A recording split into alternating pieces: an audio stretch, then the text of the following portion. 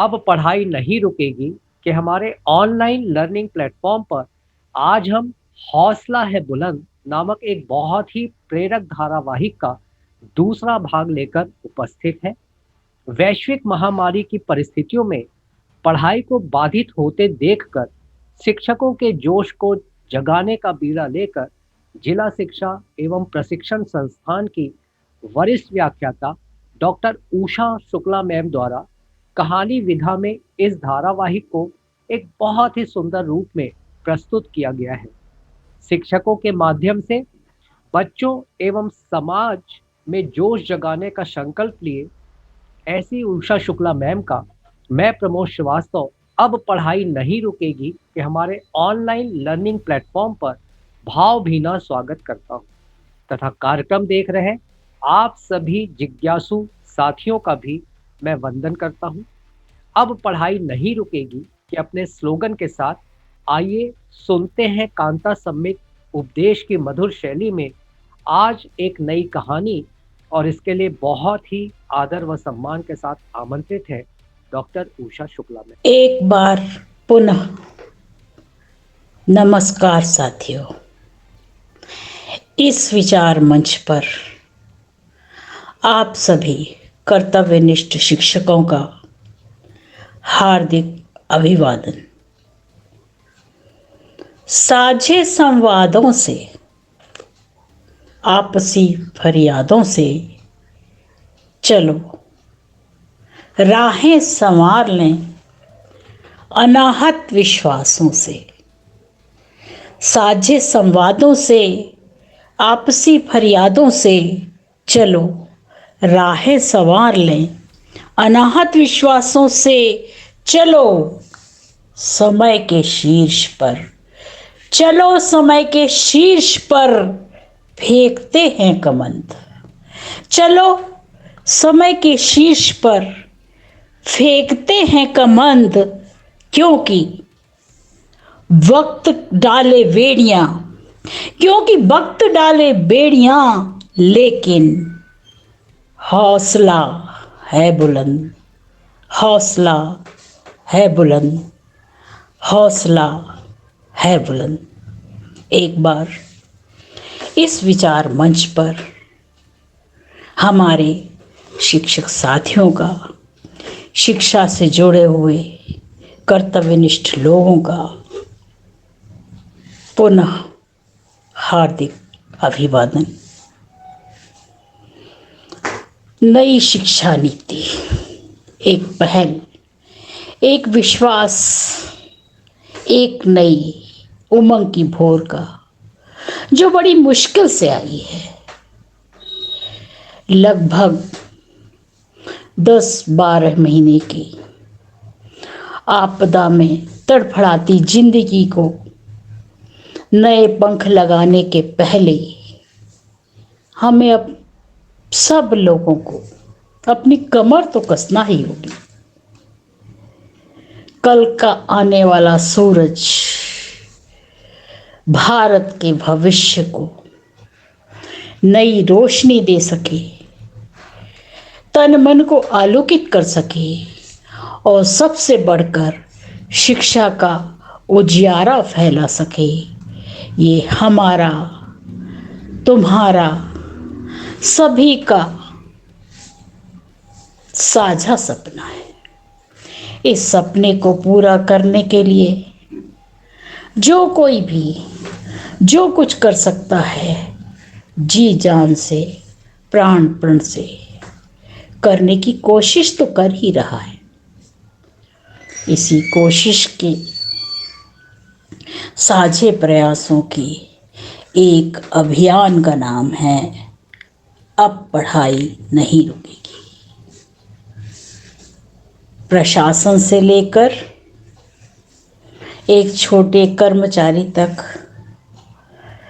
पालकों तक, कहीं न कहीं हमने एक विश्वास तो जगा ही दिया है। ऐसा विश्वास जो लगता है कि धीरे धीरे गुजर रहे हैं ये दिन, जबकि हम कह रहे थे कि शायद व्यर्थ हो जाएगा ये साल। हमने इस साल के वक्त को अपनी मुट्ठियों में बांध बांध कर बचा लिया है। रेत की नाई बहुत कुछ रिस गया, लेकिन फिर भी जो कुछ हमने बचाया है वो काफी है अपने नन्हे मुन्ने नौनिहालों के आंगन में टांगने के लिए। उनके मन में एक नई आश, नई उमंग जगाने के लिए बस कोशिशें बदस्तूर जारी रहें, क्योंकि कोशिशों के आगे एक दिन सबको हारना पड़ता है, वक्त को भी, विपदा को भी, और बड़ी से बड़ी आपदा को भी।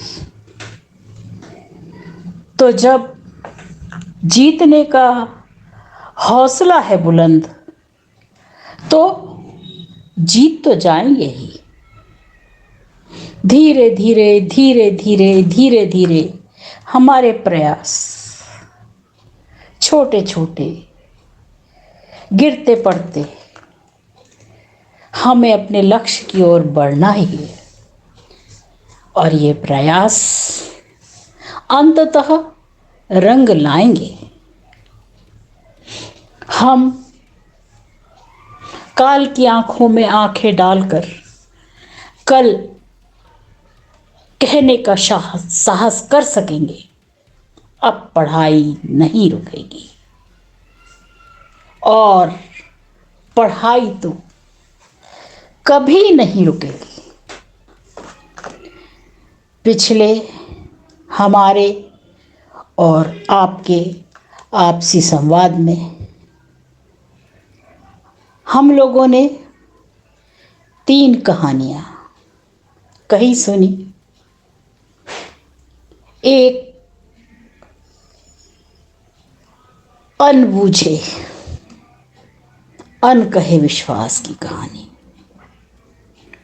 एक हिम्मत की कहानी, एक गांव के एक शिक्षक की कहानी जो किसी कठिन कार्य को करने का बीड़ा उठाता है।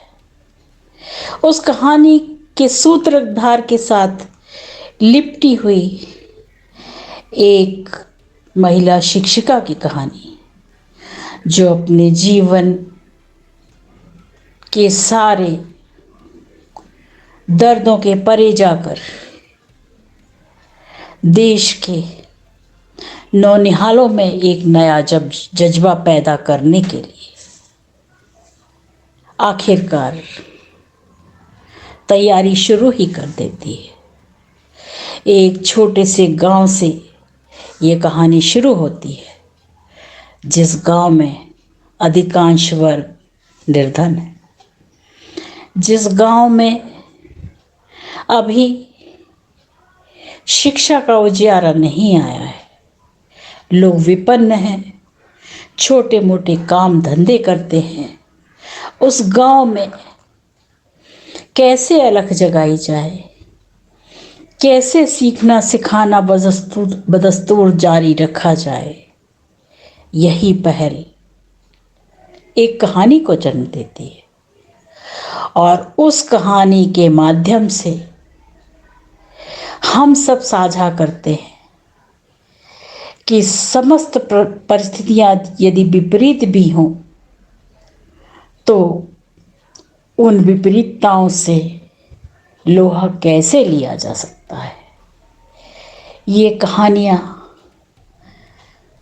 हो सकता है इनके कुछ अंश कहीं ना कहीं घटित हो रहे हों, हो सकता है इनके कुछ अंश हमारे आपके अनुभवों और घटनाओं से चुने गए हों। जो कुछ भी हो, इन कहानियों में एक बात तो सामान्य है, ये कहानियां हमारे सर्वहारा वर्ग की कहानियां हैं। ये कहानियाँ हमारे उन बच्चों की कहानियाँ हैं जो हमारे विद्यालयों में आते हैं और जो शिक्षा के अंश अंश के लिए तरस रहे हैं, क्योंकि हो सकता है ये अपने परिवार की शिक्षा प्राप्त करने वाली पहली या अधिकतम दूसरी ही पीढ़ी हो। इन साझे संवादों के पिछले अंकों में हमने साझा की थी एक कहानी, एक ऐसे शिक्षक की कहानी जो असंभावित में से भी संभव को सिद्ध करने का बीड़ा उठाता है, और उस सूत्रधार के साथ रहने वाली महिला शिक्षिका की कहानी जो जिंदगी की विद्रूपताओं को सहते हुए भी अपने व्यक्तिगत जीवन के दर्दों का एहसास करते हुए भी किसी पिछड़े हुए गांव में शिक्षा का आलोक जगाने के लिए तत्पर होती है। हमने देखा था एक बालिका को कैसे उसका पिता उसकी किताबें फाड़ देता है। माँ बेटी के उस दर्द को भी हमने साझा किया था कि उसकी माँ एक और तो खींचती है अपनी बेटी के इस रोने को लेकर, दूसरी ओर उसका एहसास भी अभी जिंदा है। पढ़ाई बीच में छोड़ देने का एहसास कितना दर्दनाक होता है, उसने भी तो झेला है। वह नहीं चाहती कि यही सब इतिहास दोहराया जाए, इसलिए माँ और बेटी निकल पड़ती हैं अपने साझा विश्वास लेकर गांव के अटपटे अंधियारे रास्तों पर। उन रास्तों पर आगे चलते हुए कहानी कहाँ कैसा मोड़ लेती है, ये सब आगे हम सब आपस में साझा करेंगे। सुखिया को केवल इतना मालूम था कि कन्या छात्रावास के स्टाफ क्वार्टर में कहीं मैडम जी रहती हैं। आगे सोर न तो वो कभी आई थी, केवल इस क्वार्टर के पीछे बने खेतों में कभी कभी अनाज वगैरह बीनने के लिए जाया करती थी। अब इस शाम के धुंधले के जबकि चंद्रमा अपने पूरे शबाब पर था, चांदनी उन दोनों के चेहरों पर पड़ रही थी, चुपचाप चली जा रही थी तेज कदमों से। उसने अपने हाथ में मुनिया का हाथ बड़ी मजबूती से पकड़ रखा था। वैसे भी गांव की सड़कें सांझ ढलते ही छोटे बच्चों की आंखों की तरह मुन जाया करती हैं। थोड़ा सा दहशत थी, थोड़ा सा डर था, थोड़ा अटपटा लग रहा था, लेकिन सुखिया बढ़ी जा रही थी। सूखे पत्तों की खड़खड़ाहट, कुत्तों के भौंकने की आवाजें, झिंगुर का स्वर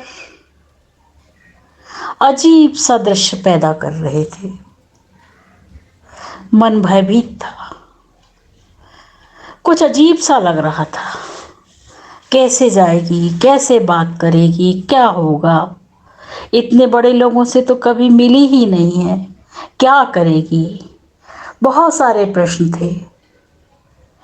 मन भी भयभीत था, लेकिन बिटिया के सुनहरे कल की आश सात रंगी सपने सजा रही थी। चलती गई, चलती गई, चलती गई, और अंततः सुखिया जाकर क्वार्टर के एक बड़े से गेट को जाकर खटखटाने लगी। कौन है?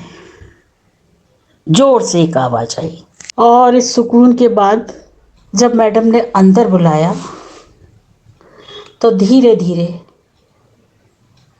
प्रकृतिस्थ होकर सुखिया ने सारी आप बीती कह सुनाई। आप दूसरी किताबें नहीं मिल सकती मैडम जी, मैं धीरे धीरे करके मोल चुका दूंगी, या कल ही किसी से उधार लूंगी और आपके पैसे दे दूंगी। क्या करूं, छोरी बहुत रो रही है। मैडम ने बोला, नहीं, पैसे की कोई बात नहीं है, लेकिन किताबें तो नंबर से ही आती हैं, क्या करें। खैर, 5 मिनट रुको, मैं देखती हूँ, हो सकता है कोई पुरानी किताबें पड़ी हों। उन्होंने माँ बेटी दोनों को बरामदे में ही खड़ा किया और चुपचाप अंदर चली गई। अंदर सब कुछ खोजा और 15-20 मिनट बाद कुछ किताबें लाकर दे दी और एक सुंदर सा कवर वाला कागज और बहुत सारी नाम की चिटें भी थी। वैसी ही चिटें थी जैसी अंग्रेजी स्कूल पढ़ने वाले बच्चों की किताबों में हुआ करती। मुनिया ने देखा तो उसका दिल बल्लियां उछलने लगा। आह, कितनी अच्छी किताब है, और ऐसा कवर तो उसके पास था ही नहीं। ऊपर से इन चिटों पर अपना नाम लिखेगी तो वो कक्षा में सबसे अलग दिखेगी। मैडम ने कनखियों से मुनिया की ओर देखा और कहा, लेकिन एक शर्त है, तुम्हें पढ़ाई बहुत करना पड़ेगी। मुनिया ने जैसे ही स्वीकारोक्ति में सिर हिलाया, वैसे ही मैडम फिर अंदर की ओर गई और फिर से लाकर 2-3 रंगीन कहानियों वाली पुस्तकें थमा दी। बस अब तो मुनिया आपे में ही नहीं रही। फट से सारी किताबें उठाई और दौड़ लगा दी अपने घर की ओर। सुखिया पीछे से पुकारते ही रह गई और मुनिया ये जा वो जा, और 5-6 मिनट में अपने घर में ही पहुंच गई। सुखिया धीरे धीरे चलती हुई पीछे घर पर पहुंची। पहुंचकर आवाज दी, ठीक है, किताबें रख ले बिटिया, लेकिन पहले आ, खाना तो खा ले। माँ बेटी दोनों ने बैठकर खाना खाया। मुनिया ने अपना खाना जैसे ही समाप्त किया, घर के काम में कोई भी सहायता नहीं की और तुरंत जाकर अपनी किताबें लेकर बैठ गई। कैंची चल रही थी, किताबों पर कवर चढ़ रहे थे, चिटें सज रही थी। मुनिया इतनी खुश थी, इतनी खुश थी कि पूछो ही मत। देर तक मुनिया अपनी कहानियों की किताबें पढ़ती रही, किताबों को छू छू कर पलट कर देखती रही। सारा घर सोता रहा और मुनिया पढ़ती ही जा रही थी, पढ़ती ही जा रही थी। सबको लग रहा था, पूरे वातावरण को लग रहा था कि सचमुच अब पढ़ाई नहीं रुकेगी, अब पढ़ाई नहीं रुकेगी। रोज का ही क्रम बन गया है। रोज सुबह मुनिया जल्दी ही उठ जाती है, माँ के साथ मिलकर घर का पूरा काम निपटाती है और जो टाइम टेबल लगा हुआ है वहाँ पर अपनी जगह पर बैठकर अपना सारा काम उसी टाइम टेबल के अनुसार करती है। फिर कहानियाँ भी पढ़ती है। इन सब के पीछे एक और बदलाव हो रहा था। धीरे धीरे धीरे धीरे दोपहर को जब बापू आवाज़ देते मांस की किमची छीलने के लिए, तो मुनिया धीरे से अपनी कहानियों की किताब लेकर पहुंच जाती है और उन कहानी की पुस्तकों में से एक कहानी बापू को भी सुनाती है। बापू भी धीरे धीरे बदलने लगे। अब गुटखा खाकर यहाँ वहाँ नहीं थूकते, क्योंकि उन्हें अपनी बड़ी होती बिटिया से डर लग रहा है।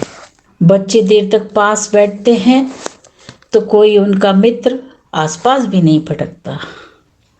दिन की ताड़ी तो जैसे छूट ही गई है। सुखिया ने भी जब ये रंग ढंग देखा तो रेडियो सुधरवा दिया है। सो बाप बेटी बैठकर रेडियो सुनते हैं, फिर कहानी सुनते हैं, बीच में 2 बार चाय पीते हैं और कहानी के पात्रों की चर्चा करते हुए अपने अपने काम में लग जाते हैं। समय पंखों पर सवार भागता रहा बदहवास, आपदा के डर के साये में चुपचाप जाग रहा था विश्वास। इस विश्वास ने वक्त से होड़ लेने की ठान ली, लेकिन दुनिया की घटनाएं अब भी दहला रही थी। रेडियो ऑन होता, खबरें चलती रहती, मुनिया खबरें सुनती और बस माधव के बारे में ही सोचती रहती।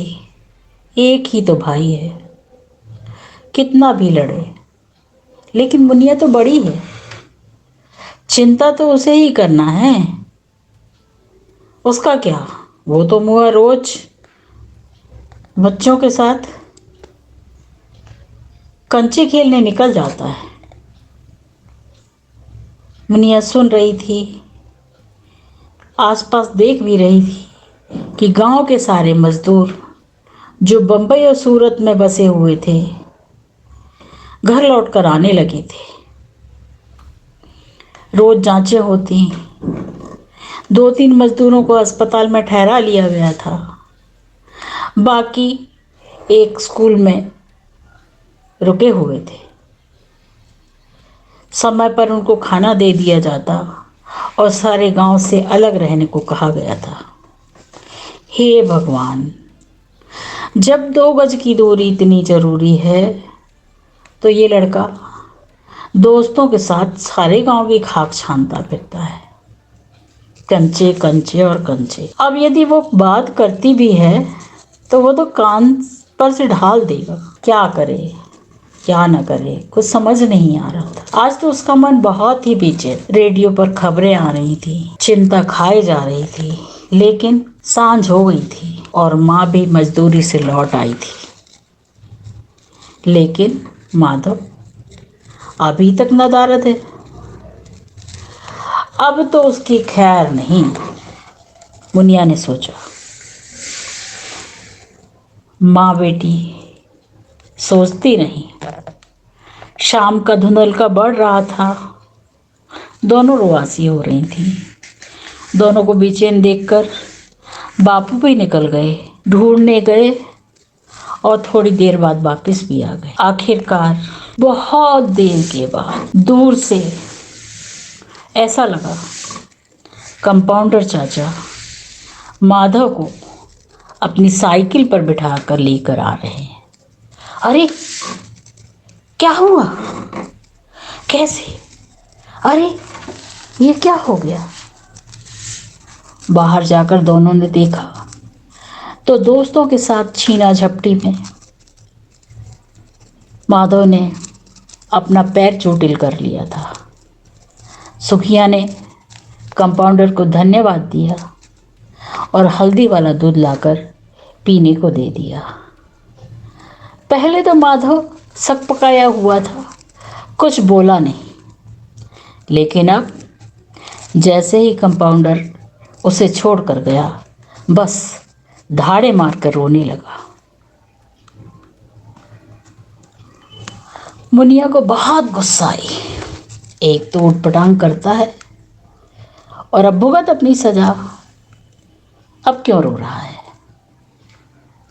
लेकिन थोड़ी देर देखते देखते उसे भी दया आ गई। उठी और जाकर अपनी कहानियों की किताबें उठा लाई।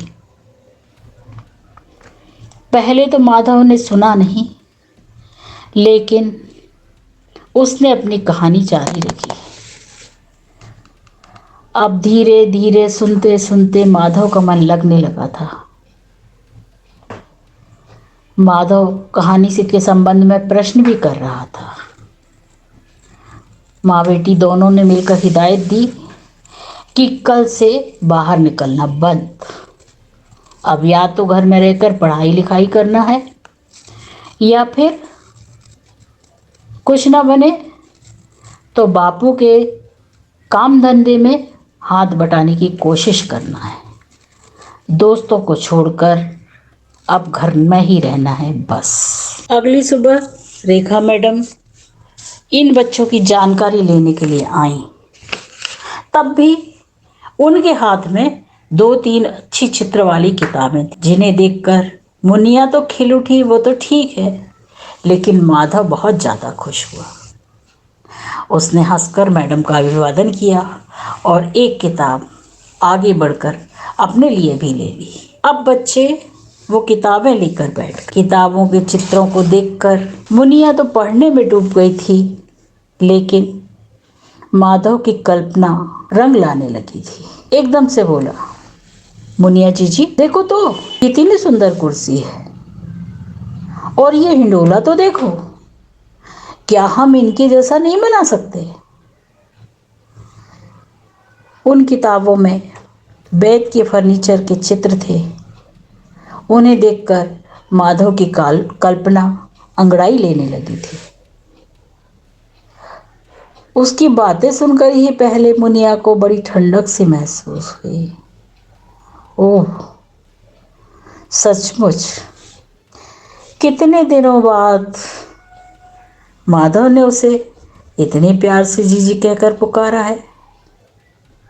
उसने माधव का हाथ पकड़कर कहा, चल भैया, सचमुच बड़ी अच्छी किताब है, और ये चित्र, चलो बापू से पूछते हैं, वो शायद कुछ कर सकें।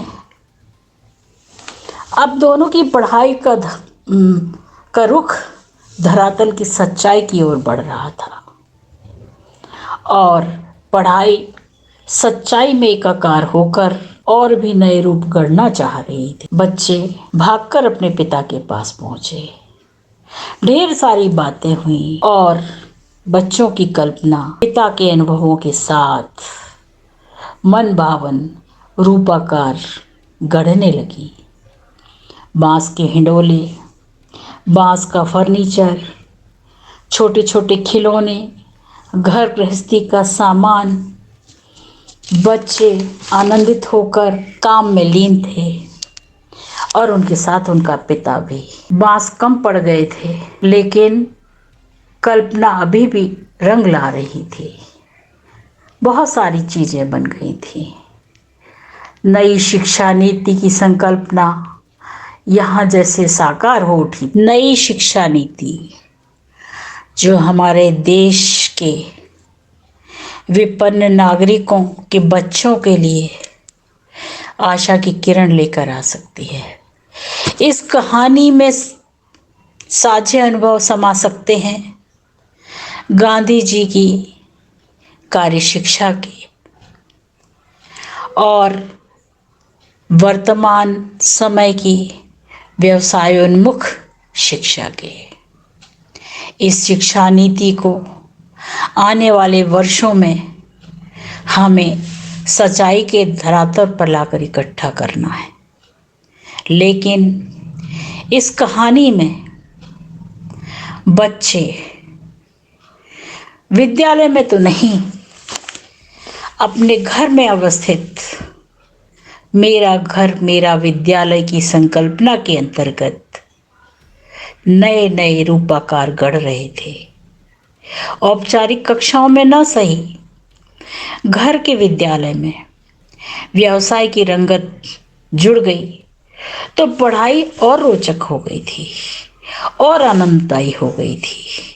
बच्चे खुश हो रहे थे, उन्हीं खिलौनों से खेल रहे थे, उन्हीं को गढ़ रहे थे, और बापू के गले में गलबैयां डालकर ठिनकते हुए माधव बोल रहा था, बापू बहुत सारे बना लेते हैं इनको, तो कल अपन हाट चलेंगे, बहुत सारे बांस लेकर आएंगे। और फिर जो हफ्ते का बाजारी हाट लगता है ना पास वाले गांव में, वहां बेचने ले चलेंगे। कल से मुनिया और हम दोनों आएंगे और हम खूब सारी चीजें बनाएंगे, तरह तरह की चीजें, और किताबें मांगेंगे मैडम जी से। उनमें देखेंगे कैसा कैसा बनता है, सो हम बनाएंगे। और बनाने के बाद हफ्ते की शनिवारी हाट में बेचने के लिए भी हम आपके साथ चलेंगे। किताबें खुलने के साथ साथ दिमाग खुल रहे थे, और दिमाग खुलने के साथ साथ आचरण बदल रहे थे। किताबों के आर पार की दुनिया को एक नया रूप मिल रहा था। उनके साथ साथ उनके पिता भी बदल रहे थे। उनकी नशे की दुनिया बहुत पीछे छूट गई थी, और एक सच्ची दुनिया में सिर उठाकर खड़े होने के लिए वो तैयार हो गए थे, उन बच्चों के साथ जो हमारे आने वाले भविष्य की धरोहर है। साथियों, ये 2-3 कहानियाँ एक घटनाक्रम में आगे पीछे उलझी हुई ये कहानियाँ हमारे अपने आस पास कहीं ना कहीं घटित हो रही हैं, लेकिन आपसे इन्हें साझा करने के पीछे क्या उद्देश्य हो सकता है? एक बार गहराई से विचार करें। एक चिंतनशील शिक्षक की विकास यात्रा में साझा संवाद की भूमिका बहुत अहम हो जाती है। ये संबंध और संवाद दोनों बहुत आवश्यक है। संबंध जो एक शिक्षक प्रशिक्षक को शिक्षक से जोड़े रखता है, अपने अनुभवों को साझा करने के साथ साथ बीच में एक रैपर्ड क्रिएशन का काम भी करता है। दूसरी बात, आपसी संवादों के माध्यम से अपनी अपनी बात कहने का अवसर, अपने अपने अनुभवों को साझा करने का अवसर, और एक दूसरे को प्रेरित करने का अवसर भी जुटाता है। कक्षा के अनुभवों, काम में लिए गए सिद्धांतों, अपनाई गई तकनीकों को एक सीखने के मंच की तरह उपयोग करना, इसके लिए शिक्षा तंत्र सहयोग करे ये आवश्यक नहीं है। इसे मजबूती देने और साझा सीखने सिखाने की संस्कृति को आगे बढ़ाने की संकल्पना ने इस विचार मंच को ये रूप दिया है। जिन उद्देश्यों से ये साझा मंच स्थापित किया गया है, उन उद्देश्यों को हम भूल लुंठित नहीं होने देंगे। ये आपसी विश्वास कायम रखना हमारे लिए बहुत आवश्यक है, क्योंकि शिक्षक सशक्तिकरण कार्यक्रम वर्तमान युग की अनिवार्य आवश्यकता है। विपरीत परिस्थितियों में शिक्षा तंत्र जितनी बुरी तरह से लड़खड़ाया था, उतनी ही मजबूती से खड़े होने का साहस भी हमने किया है। इस चिंतनशीलता की तरफ बढ़ने की यात्रा के सहभागी आप सब रहे हैं। हम सब ने एक सख्त और कठिन प्रक्रिया का सामना किया है, जो हमेशा आनंददायक नहीं रही है। एक चिंताजनक तस्वीर हमारे सामने थी। एक बहुत घना अंधियारा हमारे सामने था, धीरे धीरे हमने उससे निकलकर अपनी राहें खुद खोजी। लेकिन कुछ कदम ही बढ़े हैं, अभी तो दिल्ली दूर है, अभी हमारी मंजिलें बहुत दूर हैं, बहुत सारा करना है। बच्चों को किस तरह की अकादमिक मदद चाहिए, शिक्षा तंत्र से हम किस प्रकार सहयोग ले सकते हैं, और समाज में एक उत्तरदायित्वपूर्ण व्यवहार के प्रति पालकों को किस प्रकार प्रेरित कर सकते हैं, ये सब सोचना और सोचने के साथ साथ जमीनी स्तर पर अमल में लाना एक बहुत बड़ी, बहुत भारी चुनौती है। एक आपदा से उभरे हैं हम और एक नई बुनियाद नवीन सत्र में हमें रखना है। अभी भी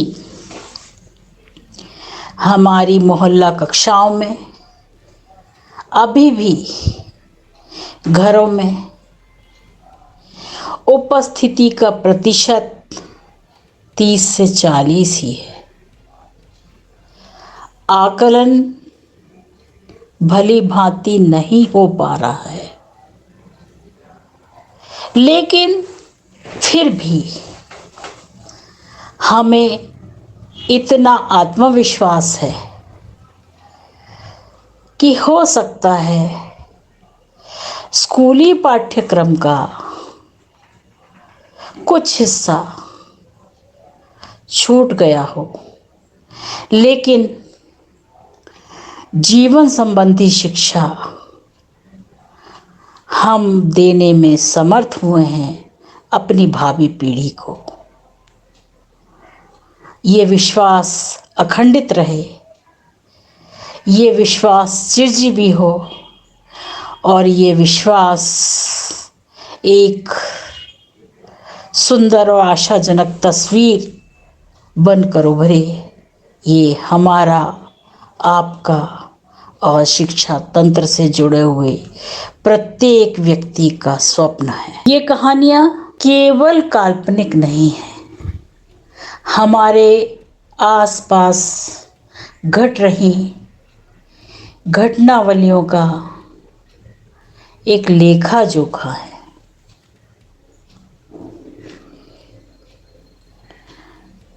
जैसे एक अभिव्यक्ति होती है, वो अभिव्यक्ति समाज को एक आईना दिखाने में भी समर्थ हो सकता है, क्योंकि अकेले में किया गया चिंतन कई बार खुद को भ्रमित करने का माध्यम बन सकता है। कार्लिले और जॉर्डन ने कहा था कि अपने ज्ञान को, अपने अनुभव को और अपनी सोच को एक बहुत बड़े समुदाय में समीक्षा करने के लिए प्रस्तुत करने का अवसर देना आवश्यक है, क्योंकि इन अनुभवों के आदान प्रदान से हम साझा सीखते हैं और हमारे आपसी संवादों में चिंतनशीलता आती है, जो एक शिक्षक के पेशेवर विकास के लिए बहुत आवश्यक होती है। इस पेशेवर विकास की यात्रा का पहला कदम हम इन साझी घटनाओं के माध्यम से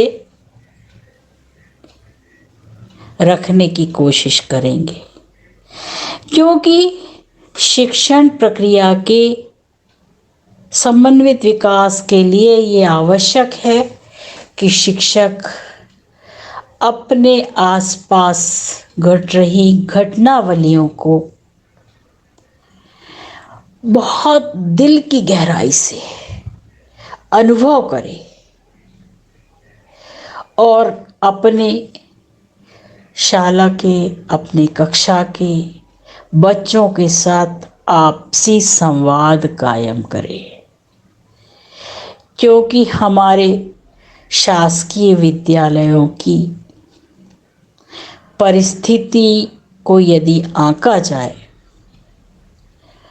तो एक बात तो नज़र में साफ आती है कि कहीं न कहीं कार्य की व्यस्तता कह लीजिए, अन्य मनस्कता कह लीजिए, या कोई और व्यक्तिगत कारण कह लीजिए, बच्चों के साथ हमारा जो आपसी संवाद होना चाहिए वो कहीं न कहीं बिसर सा जाता है। एक बार ऐसी ही कहानियों को पढ़कर, सुनकर हम और आप अपना आपसी संवाद कायम करें और फिर इन सब से सबक लेकर आने वाले सत्र में और वर्तमान सत्र में अपने अपने बच्चों से आपसी संवाद कायम करें, जो कि उनके सर्वतोन्मुखी विकास के लिए आवश्यक है। यहाँ तक तो ठीक है, लेकिन इसके साथ साथ हम सबके पेशेवर विकास के लिए भी बहुत ज़रूरी है। तो इस ज़रूरत को ध्यान में रखते हुए इस बार और इसके बाद भी ऐसी बहुत सारी कहानियों, ऐसी बहुत सी घटनाओं और ऐसी बहुत सी बातों को हम आपस में साझा करेंगे और साथ साथ मिलकर उन शिखरों की ओर कदम बढ़ाएंगे जो आज तक हमें कल्पना में ही दिखाई देते थे। एक बार पुनः पुनः आपको धन्यवाद और सभी को हार्दिक अभिवादन।